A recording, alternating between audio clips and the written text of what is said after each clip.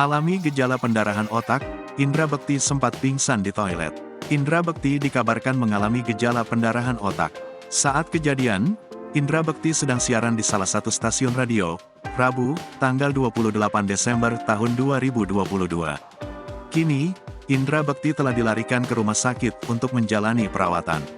Roy selaku manajer Indra Bekti mengungkapkan, bahwa saat sedang siaran Indra Bekti izin untuk ke toilet. Tiba-tiba dia izin ke toilet, tiba-tiba enggak balik-balik. Disamperin, ternyata dengan kondisi pingsan, jelas Roy saat dikonfirmasi. Lebih lanjut, saat ditemukan pingsan, Indra Bekti langsung dilarikan ke rumah sakit dengan ambulans. Roy juga membenarkan bahwa Indra Bekti mengalami gejala pendarahan otak. Lagi ada pendarahan otak, memang ada pendarahan otak. Jadi, sampai saat ini belum sadar, ungkap Roy.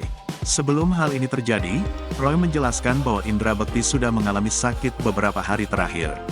Seminggu ini sakit terus, pusing terus, ini pusing terus, belum ada yang berat-berat sakitnya, ujar Roy.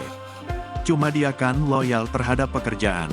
Jadi, enggak mau izin, tetap kerja padahal mungkin butuh istirahat kali ya, pungkasnya.